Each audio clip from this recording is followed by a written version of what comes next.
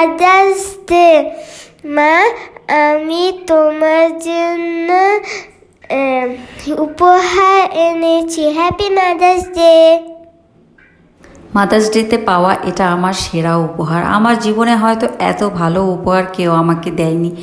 আজ সকালবেলা যখন ঘুম থেকে উঠে তাসবিহ শোনায় এই টাকাগুলো, এগুলো কিন্তু টাকা না, কাগজ দিয়ে কেটে, ওরা বই দিয়ে কেটে তারপরে যত্ন করে রেখে দিয়েছিল। কেন জানি আজ হঠাৎ করে সকালবেলা ঘুম থেকে উঠে আমাকে জড়িয়ে দিয়ে বলল, মা হ্যাপি মাদার্স ডে। আর এসে আমার হাতে এই টাকাগুলো দিয়ে দিল। আমার যে কি ভালো লাগছিল কি আর বলবো। টাকাগুলো কিন্তু খেলনার বা কাগজের, কিন্তু আমার কাছে এর মূল্য অনেক বেশি। মেয়ের কাছ থেকে এমন উপহার পেয়েই দিনটা শুরু করলাম। হ্যালো এভরিওয়ান, আসসালামু আলাইকুম। কেমন আছেন সবাই? আশা করি সবাই ভালো আছেন। আমরাও আল্লাহর রহমতে ভালো আছি। সকাল সকাল তো মেয়ে উপহার দিয়েই দিল। এরপর তো তার স্কুলে যাওয়ার পালা, কারণ আজ স্কুল খোলা। গতকাল বৃষ্টির জন্য যেতে পারেনি, আজ তো তাকে স্কুলে যেতেই হবে। তাদের যেভাবেই হোক সে যেয়েই ছাড়বে। আমাকে তো বলেই দিয়েছে যেভাবেই হোক আমাকে আজকে স্কুলে নিয়ে যেতেই হবে। তো আমি সকালবেলা ঘুম থেকে উঠে ওদের কিছু খাইয়ে তারপরে স্কুলের জন্য রেডি করে স্কুলে নিয়ে গেলাম। তো স্কুলে ওদের দিয়ে আসার সময় কিছু সবজি প্রয়োজন ছিল, এখানে টুকিটাকি কিছু সবজিও নিয়ে নিলাম। তারপর বাসায় চলে আসলাম। এসে সকালের নাস্তাটা করে নেব। এখানে আমি চা দিয়ে পরোটা দিয়ে খাবো। কিছু পরোটা ভেজে নিয়েছি আর চা বানিয়ে নিয়েছিলাম। একটু সময় নিয়ে বসে বসে চা দিয়ে পরোটা খাবো, তারপরে আবার একটু রেস্ট নেব। গ্রুপে কিছু কাজ আছে সেগুলো করব, তারপরে রিলস আপলোড করারও আছে সেটাও করব। সব কিছু করে তারপরে আবার ওদের আনতে যাব। ওরা দুজনেই স্কুলে, তাসবিহ শোনার ছুটি হয়ে গেলে তাসবিহ শোনাকে বাসায় নিয়ে আসবো আর তোয়াকে কোচিংয়ে দিয়ে আসবো।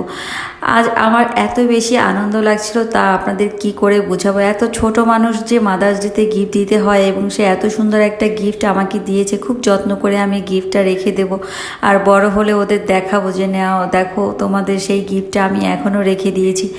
এই ছোট্ট মানুষটাও যে বুঝেছে মাদার্স ডেতে তার মায়ের ভালোবাসা এভাবে প্রকাশ করতে হয়, সেটাই আমার কাছে অনেক কিছু। তো এসে আবার রান্নাটা বসিয়ে দিলাম। মেয়েকে স্কুল থেকে নিয়ে আসছি, তো ওকে কোচিংয়ে দিয়ে আসছি। তো যেহেতু সে আমাকে এত সুন্দর একটা গিফট দিয়েছে, তাকে তো কিছু দিতেই হয়, তাই না বলো? সে আবার চিকেন খেতে খুবই পছন্দ করে, তাই এসেই ফ্রিজ থেকে একটা চিকেন নামিয়ে নিলাম। এরপর রান্না করে নিলাম। আর রান্না করে নেব চিংড়ি মাছ দিয়ে পটল ভুনা। ও আবার চিংড়ি মাছটা খেতেও খুব পছন্দ করে, আর এই জন্যই চিংড়ি মাছ দিয়ে পটলটা ভুনা করে নিয়েছিলাম। শুধু চিংড়ি মাছ আর করলাম না, দেখা গেল সবজির সাথে রান্না করলে সবজিও খাওয়া হবে আর মাছটাও খাওয়া হবে। তো আস্তে আস্তে করে আমি সব রান্নাগুলো সেরে নিচ্ছিলাম। এদিকে চিংড়ি মাছটা কষিয়ে নিচ্ছিলাম মশলার সাথে খুব ভালো করে। এরপর কেটে ধুয়ে রাখা পটলগুলো দিয়ে দিলাম। শুধু আমি এভাবে চিংড়ি মাছ দিয়ে পটল দিয়েই ভুনা করব, একদম চুলায় আস্ত জালে রেখে ঢাকনা দিয়ে ঢেকে ঢেকে, কোনো পানি ব্যবহার করব না। আর পানি ব্যবহার না করে এভাবে চিংড়ি মাছ দিয়ে যে কোনো সবজি দিয়ে রান্না করলে সেটা কিন্তু খেতেও যেমন মজার হয়, দেখতেও অনেক বেশি সুন্দর হয়। আর বেগুনের টক রান্না করে নেব। বেগুনের টক রান্না করার জন্য বেগুনটাকে আমি একটু হালকা করে এপিট ওপিট করে ভেজে নেব। বেগুনের টকটা খেতে কিন্তু এই গরমে খুবই ভালো লাগে। যেহেতু প্রচণ্ড গরম পড়েছে, বৃষ্টি হচ্ছে, কিন্তু তারপরও দেখা যায় গরম ভালোই পড়ছে। আর এই গরমের টক জাতীয় খাবার বা পাতলা ঝোল খেতে কিন্তু ভীষণ মজার হয়। যেহেতু মুরগির মাংসর ডাল ও চিংড়ি মাছ করে নিয়েছে, চিন্তা করলাম আর একটা সবজি করে নিই। এই যে বেগুন দিয়ে বেগুনের টক রান্না করব, তেঁতুলের টক দিয়ে। খুবই মজার হয় এই খাবারটা। আর বিশেষ করে আপনাদের ভাইয়াও, আমার শাশুড়ি মা তো খুবই পছন্দ করে। শাশুড়ি মা গতকাল বিকালবেলা চলে আসছে ননদের বাসা থেকে। তো সে কয়েকদিনই ছিল না বাসায়, গতকাল এসেছে। খুব ভালো লাগছিল সে বাসায় চলে আসছে। এতদিন আমাদের খুবই একা একা লাগছিল।